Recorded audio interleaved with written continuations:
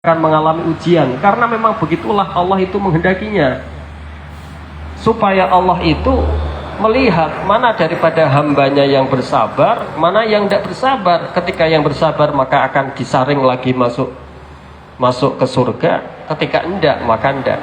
Jadi jangan pernah bermimpi hidup di dunia tanpa ujian. Di dunia pasti akan ada ujiannya.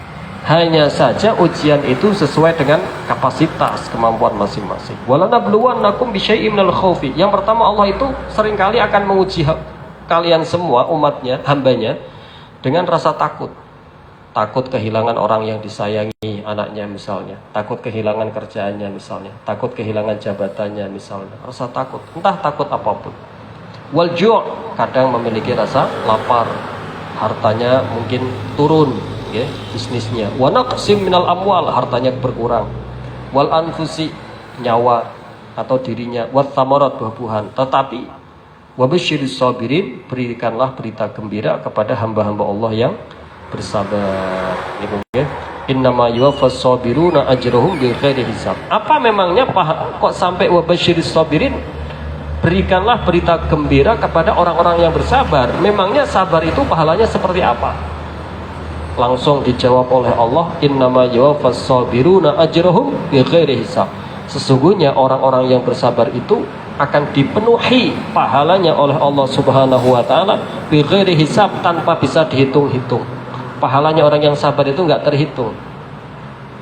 Enggak bisa dihitung-hitung lagi, bighairi mikyal wala wazdin, tidak bisa diukur dengan timbangan, tidak bisa diukur dengan takaran. Itu pahala yang Allah siapkan bagi orang yang bersabar. Wa qala Abu Uthman Al-Maghribi la jazaa'a fawqa jazaa'is sabr. Ulama mengatakan tidak ada imbalan di atas atau melebihi imbalan sabar. La jazaa'a fawqa jazaa'is sabri. Maka kalau panjenengan semua itu sadar, kita nggak ada yang terlahir dengan hati yang lapang sesabar itu, nggak ada. Ya, tapi dengan kita belajar ayat-ayat Al-Quran, dengan kita belajar hadis-hadis Rasulullah, kita itu akan berusaha membenahi, didik tarbiyatun nafas, mendidik diri kita sedikit demi sedikit sehingga menjadi langkong saya kata. Ya.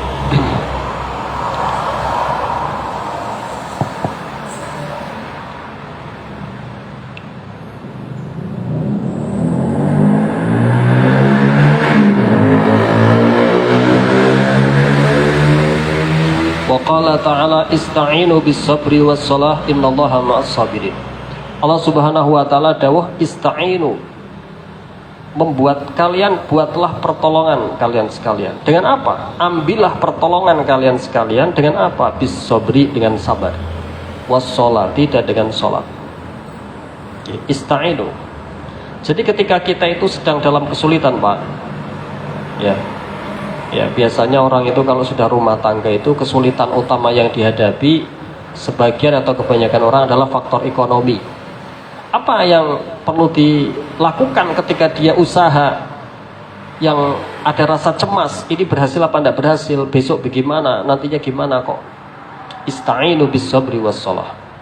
Ambillah kekuatan dengan cara apa? Sabar dan sholat. Jadi kita butuh sabar ketika kita menghadapi hal yang sulit. Allah memberi solusi. Dua hal yang harus kamu lakukan. Tetap istiqomah, lakukan secara konsisten ikhtiar kamu, imbangi dengan sabar dan sholat. Ista'inu bis-sabri was-shalah innallaha ma'as-sabirin. Sesungguhnya Allah Subhanahu wa taala itu bersama dengan orang-orang yang sabar. Innallaha ma'as-sabirin. Sesungguhnya Allah Subhanahu wa taala itu bersama dengan orang-orang yang sabar.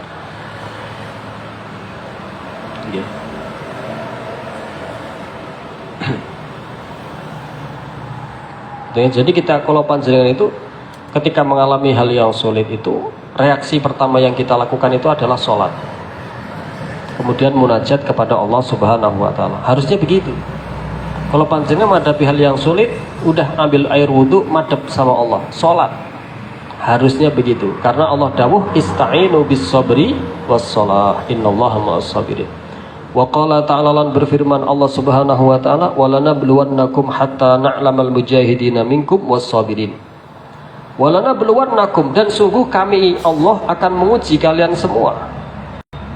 Okay. Kita itu semua akan diuji. Nggak ada kita dari manusia yang nggak ada ujiannya, itu nggak ada. Mati begitu, kalau begitu mati aja Pak Ustadz. Nggak ada, mati. Mati. Kalau nggak punya bekal lebih berat lagi. Ya, walanabluwannakum hatta na'lamal mujahidina minkum was-sabirin, sampai Allah itu mengetahui mana orang-orang yang sungguh-sungguh dan mana orang-orang yang bersabar. Hatta na'lamal mujahidina minkum was-sabirin. Ya. Jadi kita memang hidup di dunia itu tidak bisa lepas dari ujian, itu tidak bisa. Walanabluwannakum, Allah sendiri yang mengatakan, yang berfirman, sungguh kami akan menguji kalian. Sampai kapan? Sampai ketahuan mana yang mampu bersabar dari kalian, sampai ada bedanya mana yang sungguh-sungguh di antara kalian.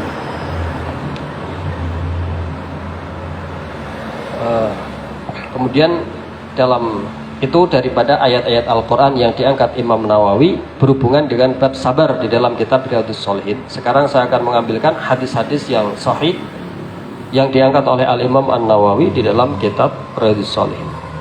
An Abi Malik Al-Harith ibn Asim Al-Asy'ari radhiyallahu anhu qala Rasulullah sallallahu alaihi wasallam, bersabda baginda Nabi sallallahu alaihi wasallam, at-tahuru syatrul iman walhamdulillah tamla'ul mizan wa subhanallah walhamdulillah tamla'ani aw tamla'u ma bainas samawati wal ardi was salatu nurun was sadaqatu burhanun was-sabru diya'un wal qur'anu hujjatun laka aw 'alaika kullun nasi yaghdu faba'i'u nafsihi famu'tiquha aw mubiquha, rawahu Muslim.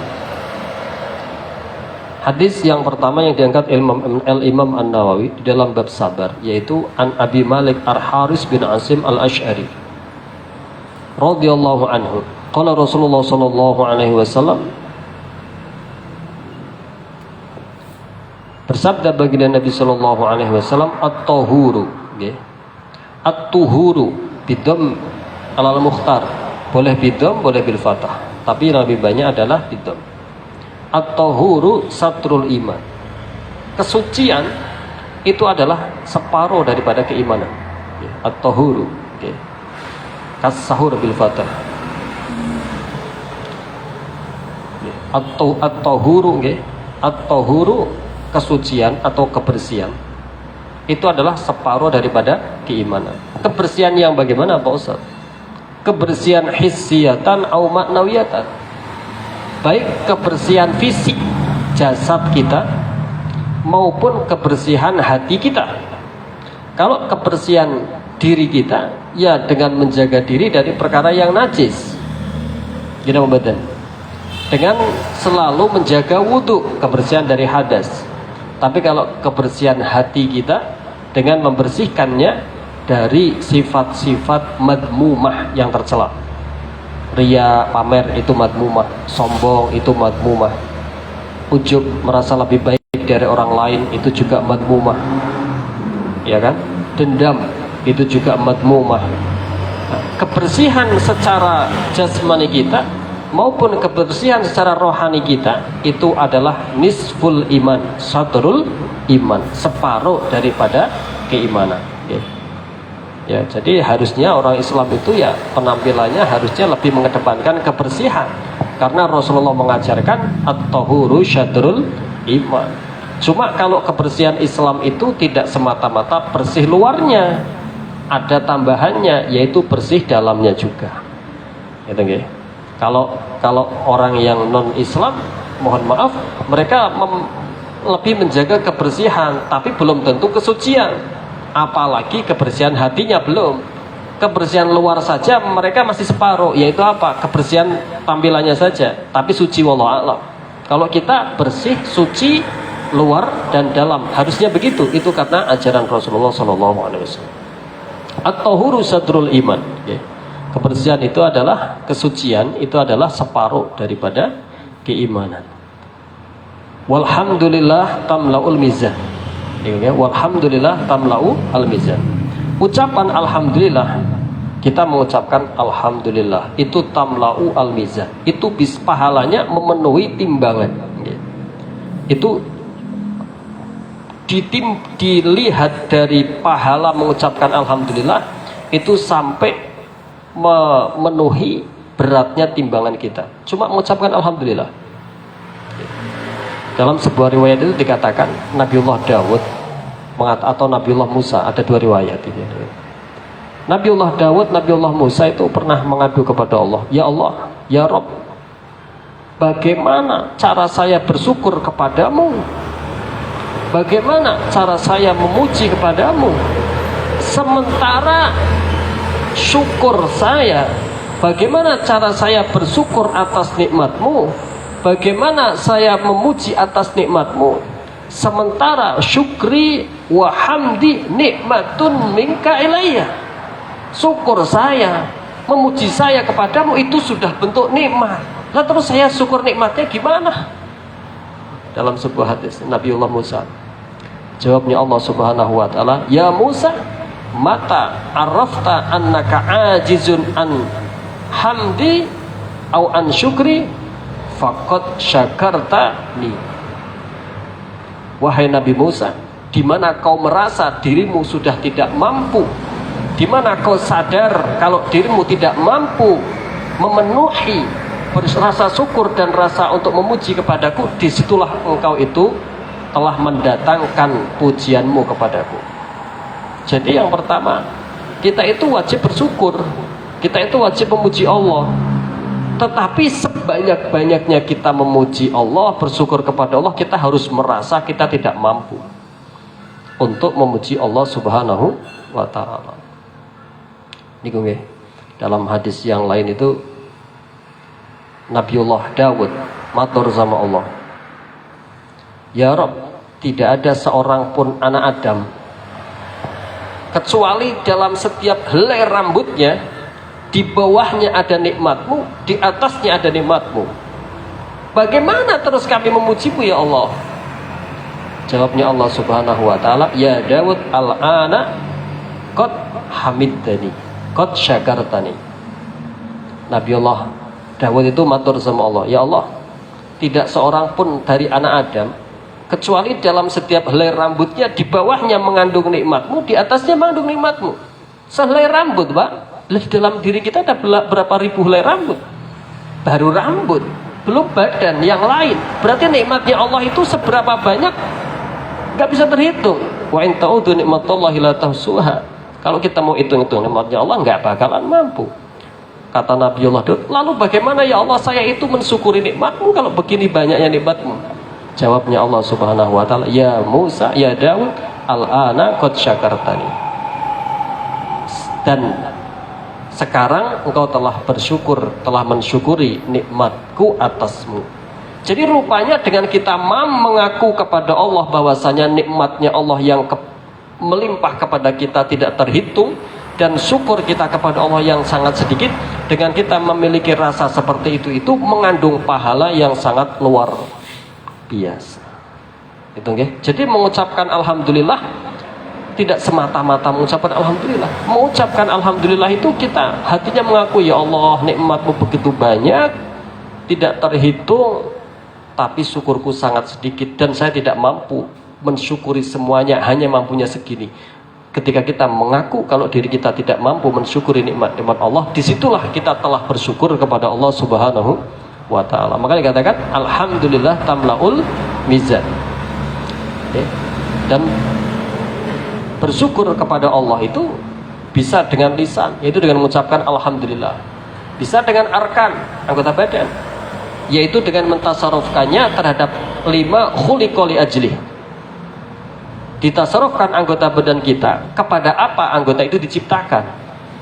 Tangan untuk bekerja yang halal, untuk menulis ilmu, mata untuk membaca Al-Quran, kesehatan untuk beribadah kepada Allah, mencari nafkah yang halal.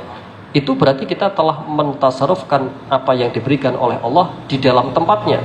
Itu juga bentuk syukur dengan arkan anggota badan. Kemudian ada syukur bil jinan, syukur dengan hati kita, yaitu tadi kita merasa tidak mampu mensyukuri semua nikmat-nikmat Allah kepada kita, itu adalah bentuk syukur. Walhamdulillah tamla'ul mizan wa subhanallah walhamdulillah tamla'ani wa subhanallah walhamdulillah tamla'ani au tamla'u ma bainas samawati wal ardi. Itu tadi subhanallah, itu tadi alhamdulillah ya. Alhamdulillah tamla'ul mizan. Sekarang wa subhanallah, mensucikan Allah. Subhanallah, maha suci Allah. Mensucikan Allah. Itu apa? Walhamdulillah, dan sekaligus ada ucapan dua ini, subhanallah dan alhamdulillah. Dan insya Allah kita selalu membaca tiap pagi, tiap habis sholat 5 waktu. Subhanallah 33, alhamdulillah 33, Allahu Akbar 33. Wa subhanallah walhamdulillah tamla'ani au yamla'u ma bainas sama wal ardi. Dua ucapan ini, Pak, kalau mau dilihat, mau ditampakkan, mau diperlihatkan pahalanya oleh Allah, itu bisa sepenuh langit 7 dan bumi 7. Bukan langit 1. Cuma mengucapkan subhanallah walhamdulillah.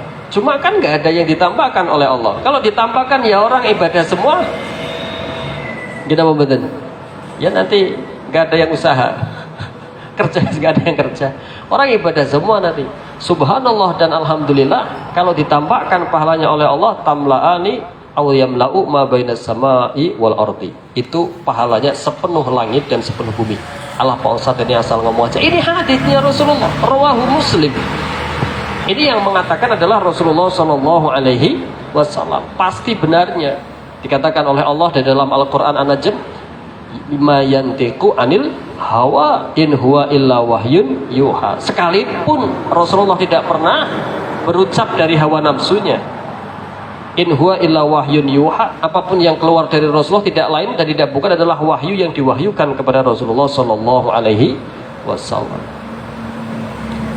Walhamdulillah subhanallah alhamdulillah tamla'ani atau tamla'u ma bainas samawati wal ardi. Was-salatu nurun. Was-salatu nurun. Jadi langit itu ya 7, bumi itu ya 7. Walaupun ketika samawat jamak, ketika bumi tidak jamak, tapi itu tetap 7.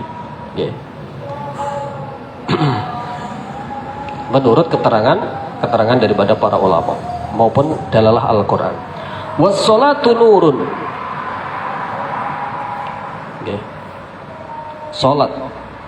Salat yang kita kerjakan itu adalah cahaya, nur. As-salatu nurun adalah salat yang kita kerjakan itu adalah cahaya bagi kita sekalian. Artinya apa? Salat yang kita kerjakan, salat yang dikerjakan oleh seseorang akan menjadi cahaya penerang bagi dia nanti ketika ada di tempat gelapnya mauqif, ya, ketika pada hari kisab. Di hari kisab itu kan nggak ada yang bisa menerangi kita kecuali amal kita. Maka dikatakan as-sholatu nurun. Sholat itu yang nanti menjadi penuntun kita ketika kita berdiri di mauqif.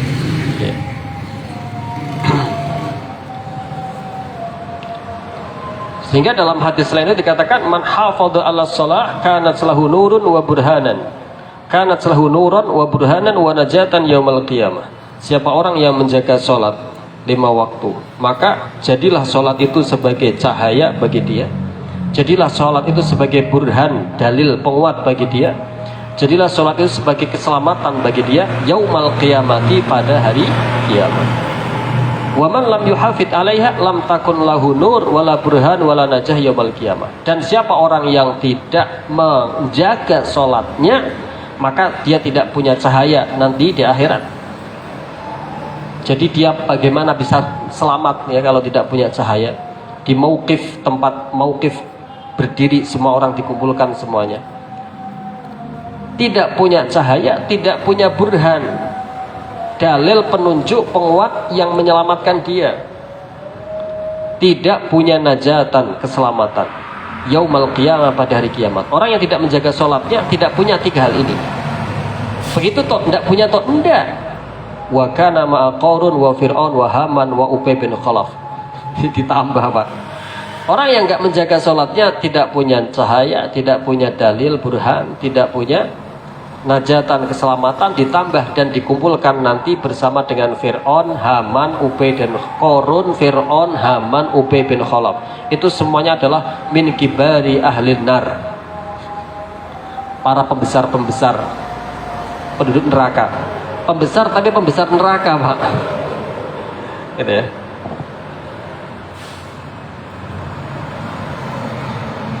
Gitu ya. Was-shadaqatu burhanun. Lanjutnya hadis, dan sedekah, kita bersedekah itu adalah burhan. Was-shadaqatu burhanun ay hujjatun ala imani muaddiha. Sedekah itu akan menjadi burhan. Burhan itu hujjah. Hujjah itu dalil yang menolong kita. Di akhirat itu kita punya dosa. Dosa itu akan menjadi hujjah yang kelandra, menjerumuskan kita ke neraka. Lah kalau sholat menjadi hujah yang menarik kita, menyelamatkan kita ke surga. Lah nek hujah yang maksiatnya lebih banyak daripada hujah taatnya, ya kira-kira menang mana, kan begitu ya? Maka kita harus memperbanyak hujah yang menarik kita ke surga, yaitu dikatakan was-sholatu burhanun. Kalau jenengan ingin punya banyak pembela, hujah itu kita bahasakan sekarang pembela nanti di akhirat, perbanyaklah sholat. Kenapa sih sholat itu ketika kita habis sholat jamaah di sini, kemudian sholat-sholatnya pindah? Karena tanah yang buat kita sholat pun supaya menjadi hujah. Nanti kita banyak pembelanya, Pak. Saya pernah sholat di masjid ini, di masjid ini, di masjid ini. Jadi ketika kita di pengadilan akhirat, pembela kita banyak, pembela kebaikan. Walaupun punya maksiat yang mungkin banyak. Di satu masjid saja kadang di sana, kadang sholat sunnahnya pindah di sana, pindah di sini, pindah di sini, pindah di sini. Supaya tanah yang kita gunakan untuk sholat itu besok menjadi saksi yang bersaksi membela kita untuk membawa kita ke surga. Makanya was-sholatu burhanun. Was-sabru diya'un. Sabar itu adalah dia, sebuah penerang. Was-sabru diya'un. Sabar dari apapun, entah dari taat, entah dari maksiat, entah atas musibah, itu diaun, ya, adalah penerang kita di akhirat nanti. Ya. Was-sabru diaun. Wal Qur'anu hujjatun laka au alaika. Nah ini kalau Quran Allah mengatakan laka au alaika. Wal Qur'anu, adapun Al-Quran itu besok di akhirat hujjatun laka au alaika. Kalau hujjatun laka itu berarti hujah yang membela kita ke surga. Kalau hujjatun alaika itu berarti hujah yang menyeret kita ke neraka, waliyadzubillah.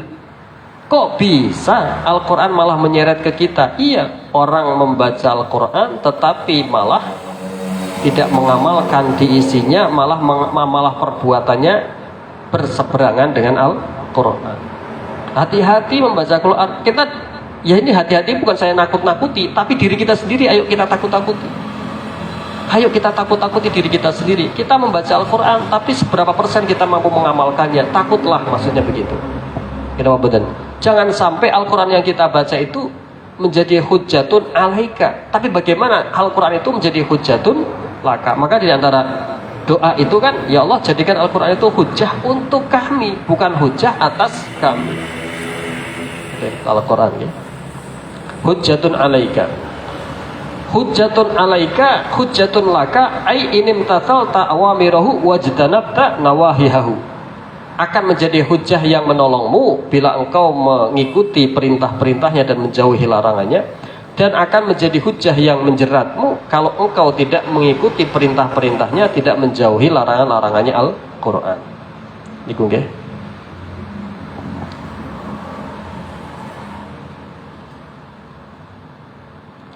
Kulun nasi yaghdu faba'i'u nafsihi famu'tiquha. Kemudian seti'aumu biquha. Setiap orang itu dalam waktu pagi dia itu menjual dirinya kepada Allah. Ada kalanya yang mu'tiquha ay minal adab, yang menyelamatkan dirinya dari adab. Ada kalanya yang membinasakan dirinya kepada adab. Kullun nasi yaghdu faba'i'u nafsihi famu'tiquha aw mu'tiquha. Setiap orang itu ada dua kemungkinan. Ada kalanya dia itu menyelamatkan dirinya dari neraka. ada kalanya dia itu malah menjatuhkan dirinya kepada neraka. Kalau dia menjadikan taat sebagai pegangannya, maka berarti dia adalah orang yang menyelamatkan dirinya dari neraka. Tapi kalau orang yang tidak mentas-mentas dari maksiat padahal sudah sadar, sudah tahu, maka berarti dia seolah-olah orang yang membinasakan dirinya kepada api neraka. Ini baru satu hadis, Pak, ya. Dan baru satu bab. Padahal targetnya Pak Ustadz Zamroni meminta 3 bab langsung. Saya kira pertemuan berikutnya okay? Ya, eman-eman keterangan yang istimewa seperti ini kita loncat-loncat juga. Begini. Hadis yang selanjutnya, Wan Abi Sa'id, okay?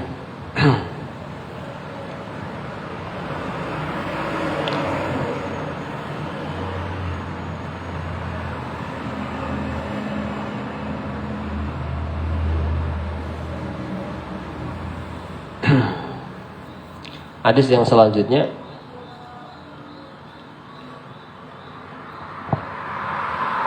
Wan Abi Yahya Suhaib bin Sinan radhiyallahu anhu qala Rasulullah sallallahu alaihi wasallam, ajaban li amril mu'min, inna amrahu kullahu lahu khair, wa laysa dzalika li ahadin illa lil mu'minin.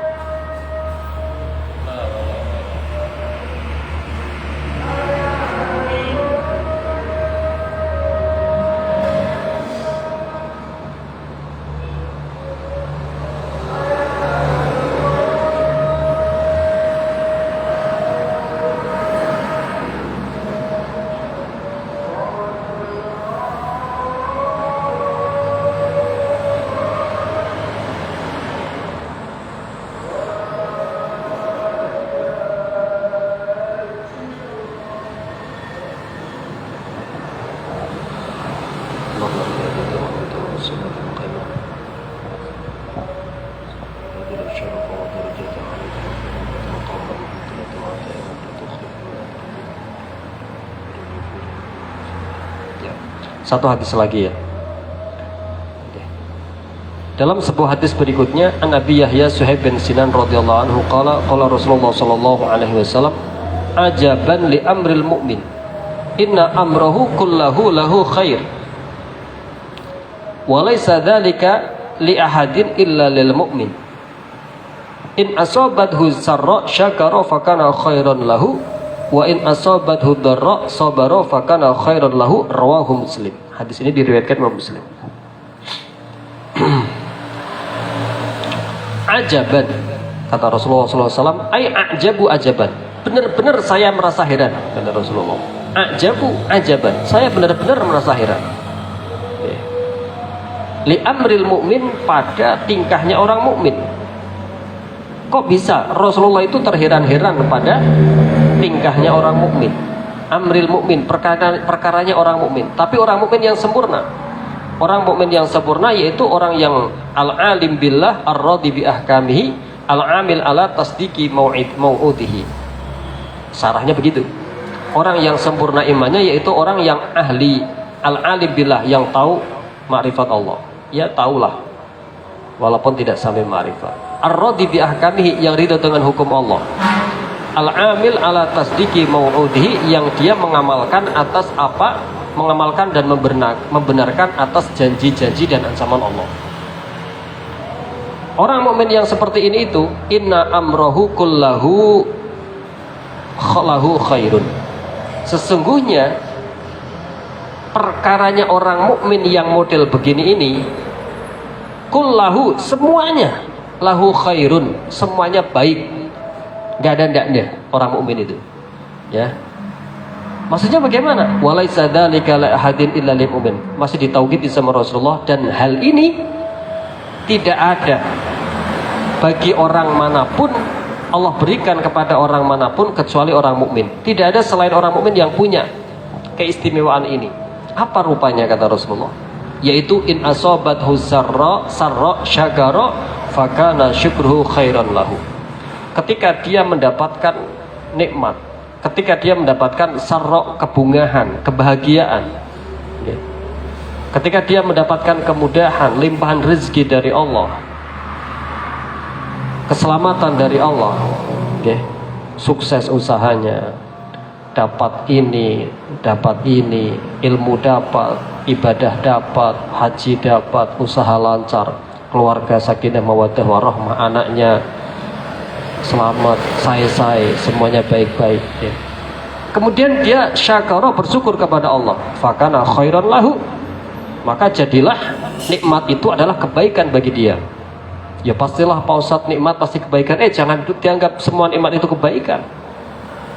Dunia itu halalnya hisab, wa haramnya adab. Dunia itu halalnya akan dihisab, haramnya akan diadab. Jangan dianggap semua nikmat itu pasti baik, belum tentu. Orang diberi nikmat banyak, tidak bersyukur, jadi tidak baik. Orang diberi nikmat oleh Allah melimpah, digunakan untuk tidak yang pada tempatnya, jadi tidak baik. Orang diberi nikmat yang berlebihan, jadi berfoya-foya, sombong, tidak ingat ibadah kepada Allah, begitu jatuh baru datang kepada Allah, jadi tidak baik.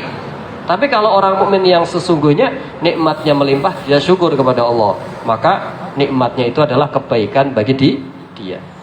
Wa in asabathu dharra sabara fakana khairan lahu. Wa in asabathu dharra, ketika dia ditimpa kesulitan, ketika dia ditimpa kesusahan, ketika dia ditimpa musibah, entah musibah yang menimpa badannya, entah musibah yang menimpa keluarganya, entah musibah yang menimpa anak istrinya, entah musibah yang menimpa pekerjaannya, jabatannya, fasok sabar, kemudian dia sabar, fakana khairan lahu, maka sabarnya dia dengan kesulitan itu jadilah khairan, kebaikan bagi dia. Nggak semua orang ditimpa musibah itu bisa sabar, Pak, sedikit. Orang ditimpa kesulitan sabar itu sedikit. Banyakan ngomel, gini betul. Ora syukur marang Allah, malah menyalahkan Allah, suudun billah. Nah, kalau orang mukmin yang sempurna ditimpa musibah sabar, jadilah kebaikan bagi dia.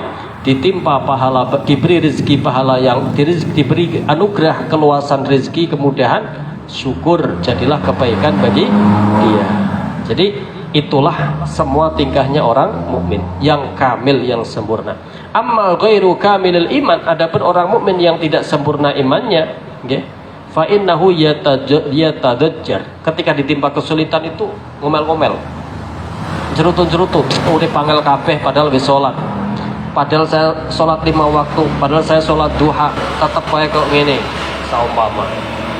Wa tasakhot, jengkel-jengkel, marah-marah dia sama Allah, suudzon billah.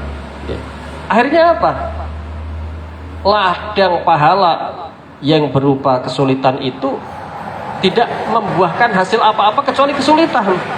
Harusnya kan ketika kesulitan itu bisa menjadi ladang ibadah. Yang ini kesulitannya nggak hilang, tetap dia harus lalui, tetapi nggak ada buahnya yang bisa dipetik karena tidak memiliki kesempurnaan iman. Nggak ada dari kita yang sempurna imannya kecuali kita mau melatihnya, mau menuntut ilmu, dan ketika kita tahu kemudian mengamalkannya terhadap diri kita sedikit demi sedikit. Wallahu ta'ala alam bisawab.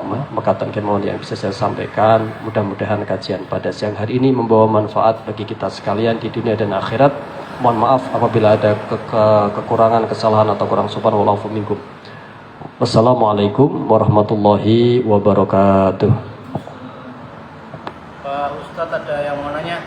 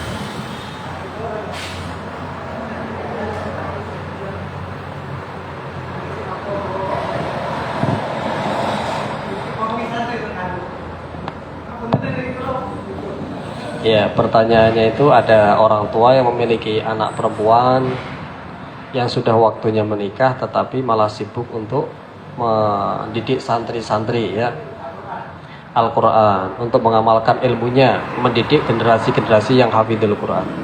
Ini padahal semuanya perkara baik. Disuruh menikah ya perkara baik, di mendidik santri juga perkara baik. Kalau aja ingin jawab dari dua sisi. Yang pertama dari segi hadis ya. Dalam sebuah hadis dikatakan, okay, jadi tergesa-gesa itu adalah peringai perilaku perbuatan setan. Dalam rata-rata kebanyakan perkara tergesa-gesa minasyaiton, al-ajalah minasyaiton. Ketergesa-gesaan itu adalah bagian dari perilaku setan. Sholat tergesa-gesa, gak ada bobotnya Pak. Gimana bobotan? Membaca Al-Quran tergesa-gesa, rawan salah, bobotnya berkurang. Lebih baik sholat yang pelan-pelan walaupun sedikit daripada sholat begitu banyak rakaat tapi balapan 7 menit selesai, rekor. Gimana bobotan? Ya. Jadi al-ajalah minas syaitan. Ketergesa-gesaan itu bagian dari perilaku syaitan. Kecuali 5 tempat. 5 tempat tergesa-gesa itu malah dianjurkan. Yang nomor 1 yaitu menikahkan anak perempuan ketika dia sudah balik. Menikahkan anak perempuan ketika dia sudah balik. Itu diantara nomor 1 yang malah dianjurkan untuk segera, tidak minasyaiton.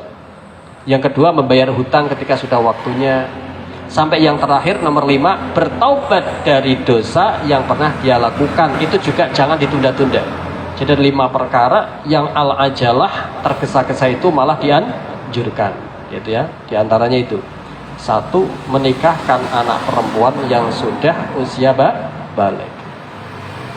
Itu saya menjawab dari segi agama Pak.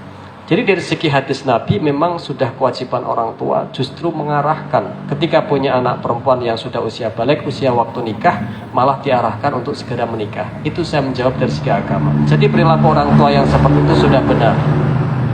Tapi saya mau menjawab dari segi hubungan kemanusiaan. Yang namanya pernikahan itu Pak, kita terutama di Indonesia ya, walaupun orang tua itu memiliki hak ijbar. Ijbar itu menikahkan dengan mempelai laki-laki yang kufu, walaupun mempelai wanitanya tidak diberi izin terlebih dahulu, dimintai izin terlebih dahulu. Dianya mau atau tidak mau, kalau tidak didasari izin kepada mempelai wanita dahulu, diberitahu terlebih dahulu, namanya ijbar. Itu punya hak itu orang tua, kalau anaknya masih perawan. Akan tetapi melihat fenomena yang sering terjadi di Indonesia, alangkah lebih baiknya itu tetap carikan calon yang sebaik mungkin dan kedua orangnya biar saling cocok. Karena kita hidup di zaman akhir Pak, dan hidup di zaman Indonesia. Memang zamannya sudah begini. Jadi biarkan si wanita itu memang benar-benar dengan calon laki-laki yang dia cocok. Kalau tidak cocok, takutnya malah terjadi hal-hal yang tidak diinginkan, karena tingkat akhlak dan kesabaran orang zaman sekarang itu sudah semakin menurun, dan dia juga channel kenalan orang zaman sekarang itu untuk kenalan dengan yang lain sangat mudah. Kalau zaman Rasulullah dulu, zaman orang pada sahabat, nggak ada ceritanya orang itu saling berkenalan terlebih dahulu. Paling boleh nador. Kalau sudah tekad bulat mau menikah, boleh nador. Nador itu hanya yang diperbolehkan wajah dan telapak tangan. Boleh berkali-kali memang. Kalau li ajlin nikah, memang untuk menikah. Tapi saya kombinasikan jawaban itu ya. Kalau dari segi syariat sudah benar, orang tua menganjurkan anaknya untuk mensupport untuk segera dicarikan solusi untuk segera menikah. Kan mendidik anak untuk menjadi hafidhul Quran kan bisa dilanjut setelah menikah. Tapi orang punya syahwat. Kalau tidak menikah sementara dia sudah mampu menikah dan sudah waktunya menikah dan ada calonnya dan ada kesiapan dari kedua belah pihak, kok ditunda? Takutnya nanti antara entah besar entah kecil terjatuh kepada kemaksiatan. Kan manusia masih punya nafsu semua, bukan malaikat. Gimana badan? Makanya Allah berikan solusi yaitu dengan perkara yang halal, yaitu menikah. Dari segi agama, perilaku orang tua semacam itu sudah benar, tetapi ya kebijaksanaannya biar bagaimanapun, walaupun satu anak masih perawan, walaupun jenengan orang tua memiliki hak ijbar, tetap kebijaksanaannya carikan calon yang benar-benar dianya cocok, saling cocok. Ya, biar langgeng, biar saling enak bareng, karena memang zaman sudah zaman seperti ini ya.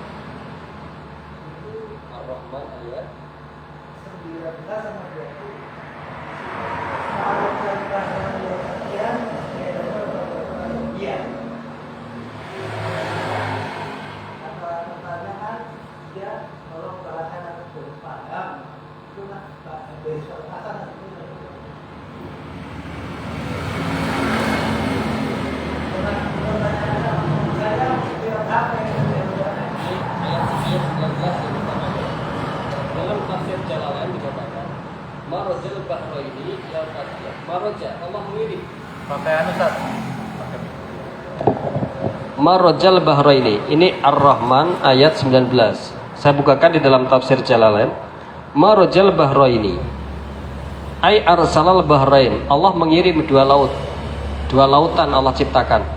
Yaltaqiyan, yang saling bertemu, yaitu laut yang tawar dan laut yang asin. Dan memang fakta itu sekarang sudah banyak yang terungkap keajaiban-keajaiban Al-Quran. Memang di Al-Quran, di dalam laut itu ada air yang tidak mau nyampur, yaitu air yang tawar dengan air yang asin. Terus kan? Ada kan, itu ada pembuktiannya kan? Di dalam sebuah laut itu ada pertemuan antara air tawar dengan air asin dan nggak nyampur, padahal sama-sama air. Itu firman-Nya Allah, maraja ay arsalal bahrain al-adba wal milha yaltaqiyan, yang saling bertemu. Saling bertemu, bukan saling bercampur. Memang di Al-Qur'annya itu ada dua laut yang Allah ciptakan, yang Allah kirimkan, yang satu tawar, yang satu asin, dan yaltaqiyan, saling bertemu, bukan saling bercampur. Di faktanya di dunia ditemukan memang misah, gitu betul. Okay. Itu di dalam tafsir Jalalain, nggih.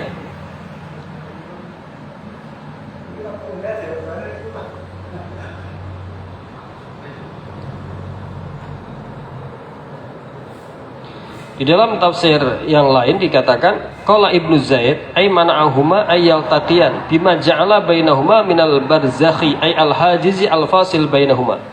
Memang Allah menjadikan air itu tidak nyatu, seperti ada pemisahnya. Di dalam tafsir yang lain, tafsir apa ini? tafsir Ibnu Katsir. Tafsir Ibnu Katsir ai al-hajiz al-fasil bainahuma. Gitu ya.